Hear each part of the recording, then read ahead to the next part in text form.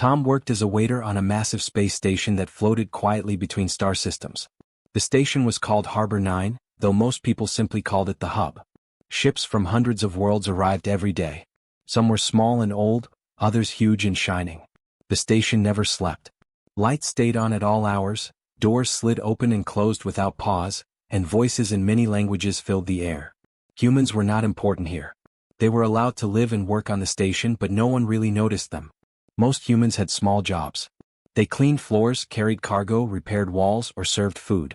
They were useful but easy to ignore. Tom had learned that lesson early. He was 26 years old, average height, with short brown hair and a quiet face. Nothing about him stood out. His uniform was simple: gray shirt, dark pants, and a small badge with his name printed in clear letters. Tom. No title. No rank. Every morning, Tom woke up in his small room near the lower service decks. The room was barely large enough for a bed, a locker, and a narrow desk. The walls were plain metal. The air hummed softly from the station systems. He washed his face, changed into his uniform, and checked the time. Then he walked the long halls to his workplace. The dining hall where Tom worked was located near one of the main docking rings. It was large and open, with high ceilings and wide windows that looked out into space. Stars drifted slowly past, calm and distant. Many different species ate there. Some sat on raised platforms, others on the floor, others in floating chairs. The tables changed shape and height to fit the guests. Tom knew the rules well. Walk slowly. Speak clearly. Never stare. Never interrupt. Always be polite. Most customers did not look at him when he spoke. Some talked over him. Others waved a hand or claw to dismiss him. A few acted as if he was not there at all. Tom still greeted everyone. Good cycle, he would say, even if it was ignored. Can I help you today? Sometimes an alien would answer without looking at him. Sometimes they spoke in their own language, letting a translator device do the work. Sometimes they did not answer at all. Tom did not take it personally. At least he tried not to. He remembered his first week on the job. He had been nervous then, eager to do well. He smiled too much, spoke too fast. One tall customer with silver skin had told him, flat and cold, "Lower your voice, human." Another had asked for a different waiter halfway through the meal, though Tom had done nothing wrong. After that, Tom learned to be quieter, smaller, easier to forget. Still, he cared about his work. He believed that even small things mattered. A clean table, a warm drink, a calm tone. These things made long journeys easier. Even if no one thanked him, he felt it was right to try. During breaks, Tom sometimes sat near the back wall and watched the room. He saw traders arguing over prices, travelers laughing with friends, officers meeting in serious groups. He saw worlds pass through this single place. He wondered what it would be like to matter in those conversations. But he did not dream too big. Life had taught him that dreams were heavy, and carrying them too far only made walking harder. Tom's parents had lived on a mining station far from Earth. Work had been hard. Pay had been low. They had told him to be practical. Find steady work, his mother had said. Keep your head down, his father had added. The universe is big. Don't expect it to notice you. So Tom did not expect much. One cycle, during a long shift, the dining hall grew especially busy. Several large ships had arrived at once. The air felt thick with sound and movement. Tom moved from table to table, balancing trays, listening carefully. At one table, a group of travelers spoke loudly, arguing about routes and schedules. At another, a lone figure sat very still, staring into a cup without drinking. Tom noticed this person only because they were so quiet. The traveler looked human at first glance, though something felt different. Their posture was tense, their shoulders drawn in. Their clothes were plain but clean. No guards stood nearby. No signs of status. Tom paused for half a second longer than usual. He wondered if the traveler needed something. Then a sharp voice called out. Another customer waved him over, annoyed about a delay. Tom turned away and went back to work. That was how most days went. Small moments passed without meaning. People crossed paths without knowing it. When Tom's shift finally ended, his feet ached. His shoulders felt tight. He cleaned his station, logged out, and walked back through the halls. The lights dimmed slightly as the station moved into a rest cycle. On his way back to his room, Tom passed a wide window. He stopped and looked out. Space stretched endlessly beyond the glass. Stars burned quietly, uncaring and beautiful. Tom rested his hand against the cool surface. He did not feel angry. He did not feel sad. He felt small but steady. Tomorrow he would wake up and do it all again.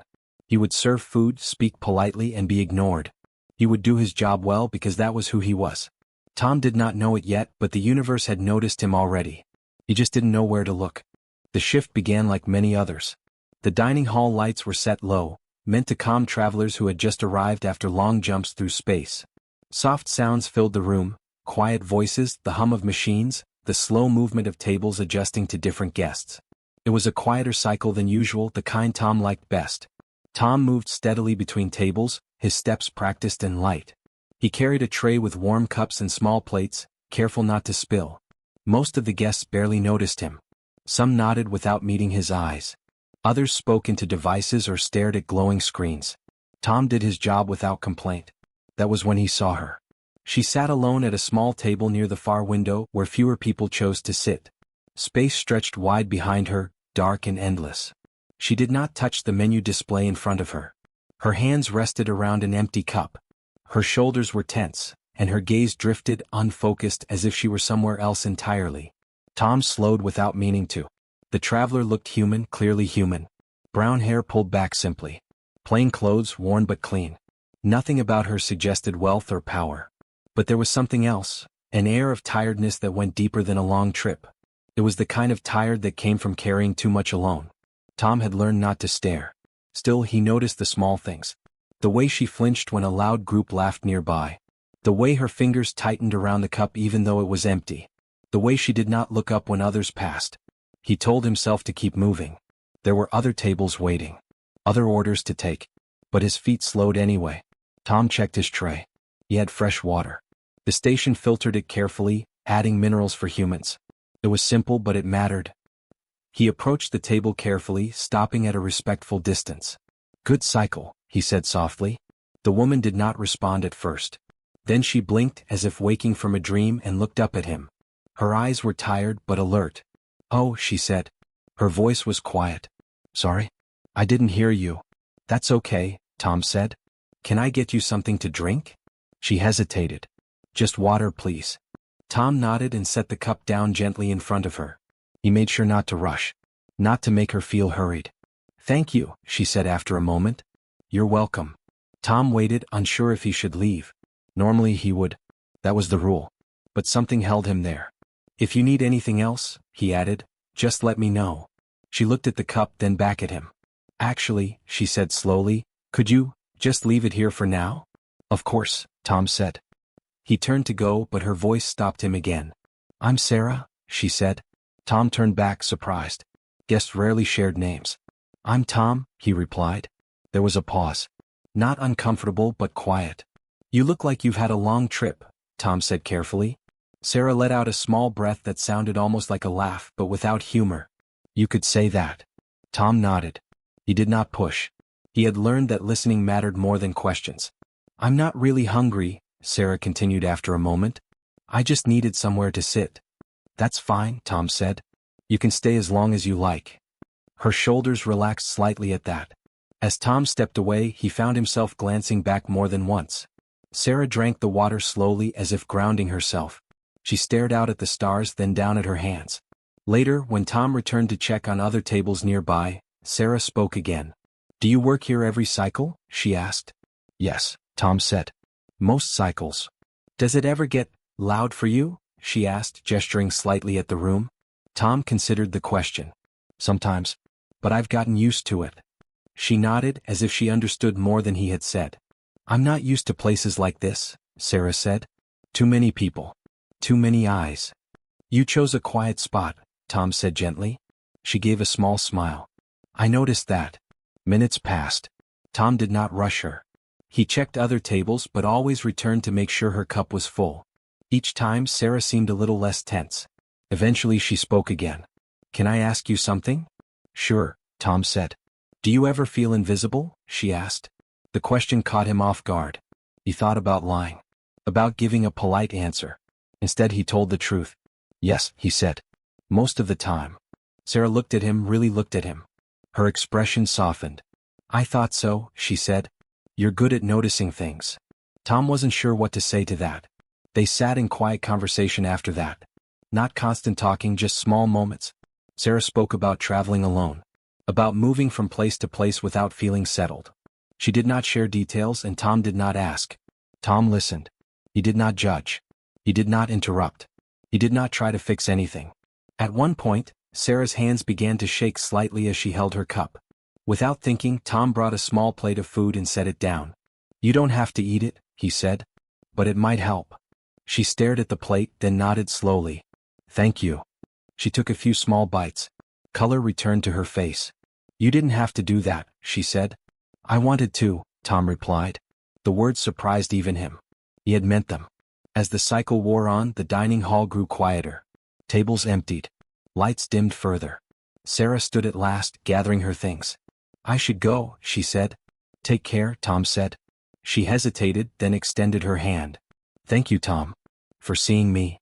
Tom shook her hand, unsure why his chest felt tight. "Anytime." She walked away, blending into the moving crowd. Tom watched until she disappeared. He cleaned the table slowly, thoughtfully. It had been a small thing. Just water. Just listening. But something about it felt important. Tom did not know who Sarah really was. He did not know where she was going. He did not expect to see her again. He only knew that for a little while, he had made someone feel less alone. And somehow that felt like enough. The change began quietly, then all at once. At first, Tom noticed small things. Security officers appeared more often in the upper levels of the station. Hallways that were usually open were suddenly restricted. Signs changed. Schedules shifted. The air felt tense, like the moment before a storm that no one could see yet. Whispers spread among workers. Something important was happening. Tom heard it while clearing tables. Two dock workers spoke in low voices near the service lift. A transport crew argued softly about delays. Even the dining hall felt different. Fewer travelers laughed. More groups sat close together, speaking seriously. Tom kept working. That was his habit. When things felt uncertain, he focused on what he could control. Clean tables. Full cups. Calm movements. But even he could feel it now. The station was holding its breath. 3 days after he met Sarah, the announcement came. All public screens flickered at once. Conversation stopped mid-sentence. The low hum of the station seemed to quiet. A clear voice filled the hall. "Attention all residents and visitors of Harbor 9. A high-level diplomatic summit will begin shortly. Certain areas will be restricted. Please follow all guidance from station officials." The message repeated in several languages. The dining hall fell silent, then slowly filled with noise again. Questions, guesses, nervous laughter. Tom stood still for a moment, tray in hand. A summit. That explained the tension. High-level summits were rare. They meant powerful figures. Decisions that reached far beyond the station. Tom had never been close to one before. Humans were usually far removed from that level of importance. As the cycle went on, Tom noticed something else. More guards. They stood near doors, along walkways, at intersections. Tall, calm, heavily trained. Not threatening but firm. Tom felt small walking past them. During his break, he sat near the back wall and watched the screens. Images appeared. Symbols of different star systems, flags, rotating star maps. Names scrolled past, most of them unfamiliar. Then he saw a name he recognized. Sarah. For a second, Tom thought it must be someone else. A coincidence. Then her image appeared. It was her. The same face. The same eyes. But everything else was different. She stood in formal clothing now, clean and sharp. Her posture was straight, confident. Symbols of authority rested at her collar. She was surrounded by figures from many worlds, all focused on her. The text beneath her image read, "Senior Envoy, Interstellar Council." Tom's heart began to pound. He stared at the screen, hardly breathing. Sarah. The tired traveler. The woman who had held an empty cup with shaking hands. The person who had asked him if he ever felt invisible. She was not just important. She was central. Around Tom, others reacted with shock. "That's her?" someone whispered. "She's the one," another said. Tom felt like the floor had shifted under his feet. He replayed the memory in his mind. The water. The quiet table. The simple talk. He had spoken to her like anyone else. No. He had spoken to her like a person. Tom returned to work in a daze. His hands moved on their own. His mind stayed with the image on the screen. Over the next day, the station changed even more. Areas closed. Meetings filled entire decks. The dining hall received fewer guests, but those who came were powerful. Tom served beings whose names filled the news feeds. Leaders. Advisors. Negotiators. They spoke in careful words. They argued calmly. They watched each other closely. Tom noticed something strange. They were tense. Not angry. Not loud. Worried. The summit was not going smoothly. From overheard words and broken phrases, Tom gathered bits of truth. Old alliances were failing. Trade routes were unstable. Trust between systems was thin. One wrong decision could lead to isolation for many worlds. At the center of it all was Sarah. She moved from meeting to meeting, always calm, always controlled. She listened more than she spoke. When she did speak, others leaned in. But sometimes when she thought no one was watching, her face tightened. Her eyes grew distant. Tom noticed because he had seen that look before. One cycle, late into the summit, Tom was assigned to deliver drinks to a private lounge near the upper ring. He walked carefully, tray steady, heart racing. He entered the room quietly. Several figures stood near a long table. The air felt heavy. No one spoke. Sarah stood near the window looking out at the stars. Tom froze. He did not know what to do. This was not his place. He was just a waiter. But Sarah turned. Their eyes met. For a moment, her formal expression held. Then it softened. Just slightly. She gave a small nod. Tom returned it, careful and respectful. He placed the drinks where indicated and stepped back. As he turned to leave, Sarah spoke. "Thank you," she said. The word was simple, but it carried weight. One of the others glanced at her, surprised. Tom left without a word, his heart racing. That night, news spread across the station. The summit had stalled. Several parties refused to agree. Trust was broken. Talks paused. Rumors grew darker. Some said alliances would fall. Others said systems would withdraw completely. Tom lay awake in his small room, staring at the ceiling. He thought about Sarah. About the way she had looked at the stars that first night. About the way she had asked him that question. "Do you ever feel invisible?" Somewhere deep inside he felt something shift. The next cycle, everything changed again. A new announcement echoed through the station. The Interstellar Council requests the presence of a human civilian named Tom Harper. Tom sat up so fast he felt dizzy. He checked the message again. His name. Clear and exact. His hands shook. Why him? People stared as he walked through the halls. Guards escorted him, calm but firm. Tom's mind raced, fear and confusion twisting together. He had done nothing wrong. He hoped. They brought him to a quiet room near the summit chambers. Simple. Clean. A single chair. Sarah was already there. She stood as he entered. "Tom," she said, her voice warm. He bowed his head slightly, unsure of the proper response. "Envoy." She smiled, small and tired. "You don't have to do that." The door closed behind him. Sarah gestured to the chair. "Please sit." Tom sat, heart pounding. "I won't keep you long," Sarah said. "I just needed to see you." "Me?" Tom asked. "I don't understand." Sarah looked at him carefully. "I've spent days in rooms full of powerful voices," she said. "Everyone wants something. Everyone calculates every word." She paused. "When I was here before, when I was just another traveler, I was exhausted. I was close to making a decision I would regret." Tom listened, silent. "You brought me water," she continued. "You listened. You didn't ask who I was. You didn't try to gain anything." She met his eyes. "That moment reminded me why I took this role in the first place." Tom swallowed. "I remembered you when everything became difficult," Sarah said. "When trust felt impossible." She stood straighter. "So I asked myself a simple question. If one human could act with kindness without reason, what could humanity offer if given the chance?" Tom did not know what to say. Sarah smiled again. "That's why I asked for you." Outside, the stars burned quietly. Inside, history was turning. Tom did not know it yet, but the smallest act of kindness he had ever given was about to echo across the galaxy. Tom had never been inside the Central Council chamber before. Very few humans had. The room was vast and quiet, shaped like a wide circle. The ceiling rose high above, filled with soft light that shifted slowly, like a calm sky. Tall seats surrounded the center, each one designed differently to fit the beings who used them. Some seats hovered slightly above the floor. Others were rooted deep into it. Some were simple. Others were marked with symbols of age and power. Tom felt very small as he stood in the center. He wore the same gray uniform he always wore. No special mark. No sign of importance. His hands were clasped tightly in front of him, fingers pressed together to stop them from shaking. Around him sat leaders from many worlds. They watched him with calm eyes. Some eyes were bright. Some were dark. Some did not blink at all. Their faces were hard to read, shaped by cultures Tom knew little about. Sarah stood nearby, slightly behind him. She gave him a quiet look of reassurance but said nothing. The room was silent for a long moment. Then one of the leaders spoke. The voice was slow and deep, carried clearly through the space. "You are a service worker on this station." "Yes," Tom said. His voice sounded small but steady. "I'm a waiter." Another leader leaned forward.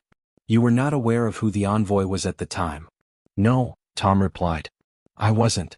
A third voice joined in, lighter but sharp. "Then explain why you acted as you did." Tom took a breath. He had known this question would come. He had thought about it while walking here, while standing outside the chamber doors, while waiting for them to open. Still, the answer felt simple. "She looked tired," he said. The leaders exchanged glances. Tom continued, carefully choosing his words. "She was alone. She hadn't eaten. I thought she might need help." Another pause followed. "You offered assistance without reward," one leader said. "Without record. Without witnesses." "Yes," Tom said. "Why?" the leader asked.